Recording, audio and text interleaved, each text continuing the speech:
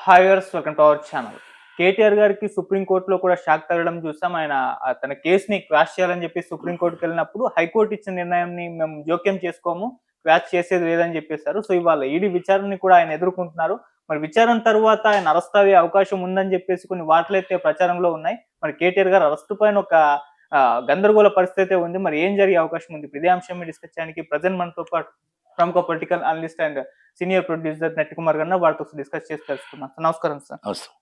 Sir, ఈ formula car race కి సంబంధించి కేటీఆర్ గారి పైన కేసు నమోదైంది. ఆయన క్వాష్ చేయాలని చెప్పేసి హైకోర్టుకి వెళ్ళినప్పుడు వీళ్ళు కొట్టేశారు, మేము క్వాష్ చేయలేమని చెప్పారు. మళ్ళీ సుప్రీంకోర్టుకు వెళ్ళినప్పుడు నిన్న సుప్రీంకోర్టు కూడా మేము కుదరదు అని చెప్పేసింది. సో ఇవాళ ఈడీ విచారణ ఆయన ఎదుర్కొంటున్నారు. మరి విచారణ తర్వాత ఆయన్ని ఇంటికి పంపించేస్తారా, అరెస్ట్ చేస్తారన్న దానిపైన ఒక చర్చ అయితే జరుగుతుంది. సో ఎంటైర్ గా కేటీఆర్ గారి ఈ కేసు పైన మీరు ఏం చెప్తారు సార్? అరెస్ట్ అయితే కంపల్సరీ జరుగుతుంది. అది ఇవాళ జరుగుతుందని నేను అన్నగానే అరెస్ట్ అవుతుంది. ఎందుకంటే అరెస్ట్ జరుగుతుంది, ఎందుకంటే ఆ కేసులో తప్పు జరిగింది. ఎందుకు అంటే అక్కడ క్యాబినెట్ అప్రూవల్ తీసుకోకపోవడం, బిజినెస్ రూల్స్ వైలేషన్ చేయడం, ఆర్బీఐ గైడ్ లైన్స్ వైలేషన్ చేయడం, మొత్తం టోటల్గా ఏది ఏమైనా సొంత నిర్ణయం, ఆయన ఇంట్లో సొంత డబ్బులాగా ట్రాన్స్ఫర్ చేశాడు. ఓకే, దాంట్లో ఎంక్వైరీ చేసిన తర్వాత దానివల్ల కేటీఆర్ గారికి ఏం లాభం చేకూర్చింది, ఏ విధంగా లాభం వచ్చింది, లేకపోతే గవర్నమెంట్కి ఏ విధంగా నష్టం వచ్చింది, గవర్నమెంట్కి ఏ విధంగా లాభం వచ్చింది, ఇది ఒక గవర్నమెంట్ మనీకి దానికంటూ రూల్స్ అండ్ రెగ్యులేషన్స్ ఎంక్వైరీ నడాల. అయితే అది ఎంక్వైరీ దశలోనే ఉంది ఇంకా. Okay, number 1. నెంబర్ 2, హైకోర్టుకి ఆయన వెళ్ళింది స్క్వాష్ పిటిషన్ వెళ్ళారు, ఎఫ్ఐఆర్ని స్క్వాష్ చేయమని. ఇది తప్పుడు కేసు, ఇది మామూలుగా నేను అసలు దేంట్లో తప్పు చేయలేదు కాబట్టి స్క్వాష్ చేయమన్నారు.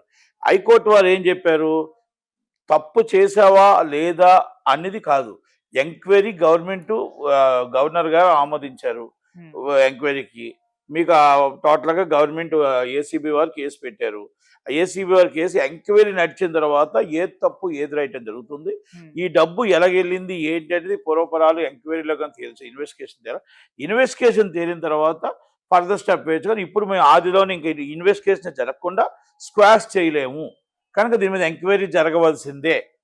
ఎవరైనా అదే అంటారు, నాట్ టు అరెస్ట్ ఇవ్వగలుగుతారు కానీ ఎంక్వైరీలో స్క్వాష్ పిటిషన్లో అసలు ఆ ఎఫ్ఐఆర్ ఎందుకు చేశారు, ఆ ఎఫ్ఐఆర్లో సారాంశం ఏంటి, ఎంక్వైరీ చేస్తేనే కదా ఎంక్వైరీ ఆఫీసర్ తెలుస్తుంది ఇన్వెస్టిగేషన్ ఆఫీసర్కి. అది కూడా చేయకూడదు అని చెప్పేసి మీరు ఆలోచన, అది ఇంకా మరి వాళ్ళు ఎఫ్ఐఆర్ చేసేందుకు is not right, not correct. అందుకే కోర్టు వారు అలాగే ఇచ్చారు. కోర్టు వారు అదే కేసు మీద సుప్రీంకోర్టుకి వెళ్ళారు. సుప్రీంకోర్టు ఏమన్నారంటే, ఆల్రెడీ ఈ కేసులో మేమేం జోక్యం చేసుకోలేము కనుక మీకు ఎన్నో ఆప్షన్స్ ఉన్నాయి కాబట్టి రావచ్చు. అంటే మీకు నాట్ టు అరెస్ట్ రావచ్చు, లేకపోతే యాంటిసిపేటరీ బెయిల్కి రావచ్చు, కానీ ఆదిలో ఎంక్వైరీ నడకుండా మీరు ఆపమనడం అనేది కరెక్టేనా అనేది ఇండైరెక్ట్గా ఏదో చెప్పినట్టు టీవీలో చూసాం. అయితే దాన్ని మీద హైకోర్టు వారు ఇమీడియట్లీ ఏదైతే వ్యాఖ్యలు చేశారు supreme court, immediately return to case return తీసుకున్నారు. రిటర్న్ తీసుకొని ఇంకో దాంట్లో ఆలోచించుకొని వేసుకోవచ్చు. ఒకటి, ఈడీ మీద కూడా ఆరోపణలు చేశారు వాళ్ళు. ఏమనంటే ఇది మనీ ల్యాండింగ్ వర్తించదు, నేను ఎక్కడ లంచం తీసుకోలేదు. మీరు తీసుకున్నారా లేదా అనేది ఎవరు చెప్పాలి? ఈడీ వారు చెప్పాలి. ఇన్వెస్టిగేషన్ అయిన తర్వాత మీ డబ్బుని ఆర్బీఐ గైడ్లైన్స్ ఉంది, ఆర్బీఐ గైడ్లైన్స్ ప్రకారం మీ డబ్బుని మనం ఎక్కడికైనా ఫారెన్ పంపించాలంటే ఎందుకు పంపిస్తున్నాం, దేనికి పంపిస్తున్నాం, ఏ రూపాన్ని పంపిస్తున్నాం, మనం ఎంత ట్యాక్స్ కడుతున్నాం, దానికి మనం ఆర్బీఐ అప్రూవల్ తీసుకొని పంపించాలి. Is the procedure. ప్రొసీజర్ మీరు ఫాలో అప్ అవ్వలేదు. ప్రొసీజర్ని ఫాలో అప్ అవ్వకుండా అర్జెన్సీ ఎలక్షన్ కమిషన్ అడ్డుంది, తప్పులేదు. ఎలక్షన్ కమిషన్ లెటర్ రాశారా? Very important. ఎందుకంటే ఈరాస్ కేసులో మనం డబ్బు కట్టకపోతే ప్రాబ్లం అవుతుంది కాబట్టి పర్మిషన్ ఇవ్వండి అని రాశారా? పర్మిషన్ ఏమైనా రిజెక్ట్ చేశారా? పర్మిషన్ ఏమైనా పెండింగ్లో ఉందా? నెంబర్ 1. బ్యాంక్ వారు కూడా వాళ్ళ డబ్బుని, ఎవరి డబ్బైనా మనం 10 లక్షల రూపాయలు డ్రా చేసి ఎందుకు డ్రా చేస్తున్నాం క్యాష్, ఈ దేనికోసం అనేది మనం డిక్లరేషన్ ఇవ్వాలి.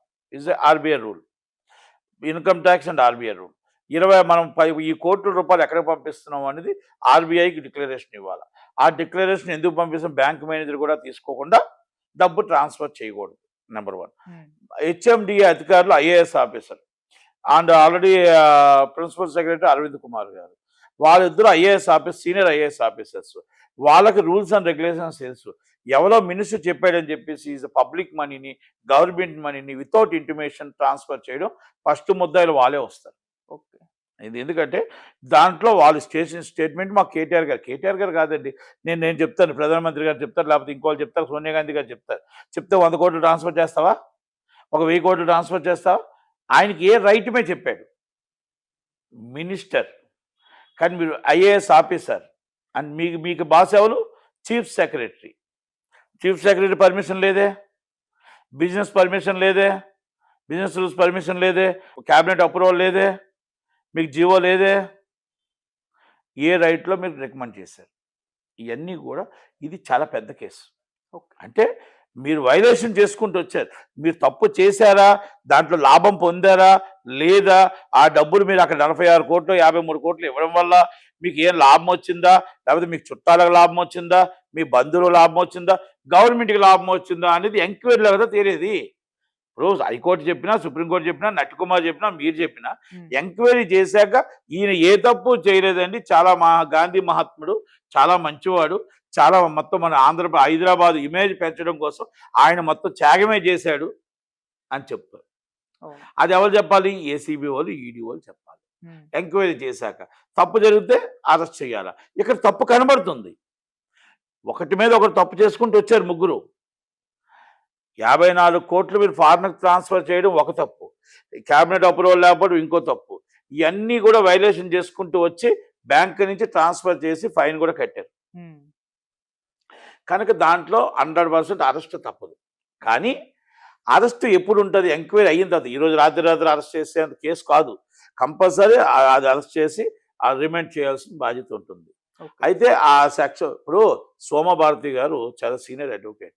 ఆయన ఏం చెప్తున్నాడంటే పలానా దానివల్ల ఈ కేసు పనికిరాదని చెప్పట్లే.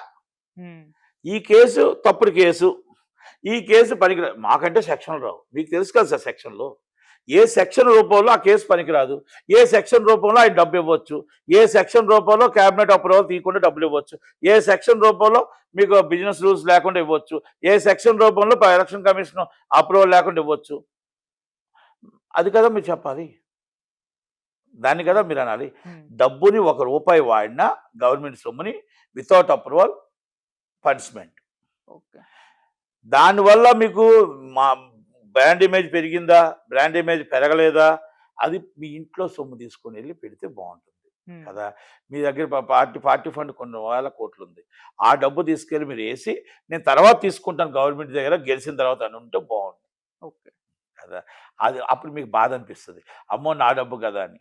ఇది public money. Is a pain ఎవరికి ఉంటుంది? పబ్లిక్ ఉంటుంది కదా. కనుక కేటీఆర్ గారు పెద్ద మనసుతో కంపల్సరీ పబ్లిక్ మనీని ఆయన సొంత ఇంటి సొమ్ములాగా వాడాడు. కాబట్టి ఇది చిన్న పిల్లి పిత్ర కేసా, చిన్న కేసా, పెద్ద కేసా? ఆ పెద్ద కేసే మెడ చుట్టుకుంటుందని సుప్రీంకోర్టు నిన్న నీట్గా చెప్పనకే చెప్పింది. కనుక కేటీఆర్ గారు దీంట్లో అరెస్ట్ అవ్వడం ఖాయం. యాంటీ ఇన్స్పెక్టర్ బెయిల్ వస్తుందా, ముందస్తు బెయిల్ వస్తుందా, లేకపోతే అరెస్ట్ అయిన బెయిల్ వస్తుందా అనేది వేచి చూడాలి. 2 కేసుల్లో మనీ ల్యాండింగ్ వర్తిస్తుంది, ఏసీబీ కేసు వర్తిస్తుంది. ఏసీబీ కేసు ఎందుకు వర్తిస్తుంది అంటే, నేను లాయర్ని కాదు కాబట్టి సెక్షన్లు చెప్పలేను, కానీ 1వ క్లాస్ చదవకపోయినా మాకు అర్థమవుతుంది ఏంటంటే, ఈ డబ్బుని మీరు వితౌట్ అప్రూవల్, అంటే పబ్లిక్ అప్రూవల్ అంటే chief secretary and cabinet approval అంటే, మీ క్యాబినెట్ అంటే మేము ఎమ్మెల్యేలను గెలిపించి మన శాసనసభకు పంపించాం, అక్కడ కానీ జివో కానీ లేకపోతే క్యాబినెట్లో మినిస్టర్స్ అందరూ ఉండి మేము పంపించిన వాళ్ళు మీకు ఒక శాసనం చేసి దాన్ని ఒక జివో పాస్ చేసి అప్రూవల్ తీసుకుంటే అది పబ్లిక్ ఇచ్చినట్టు.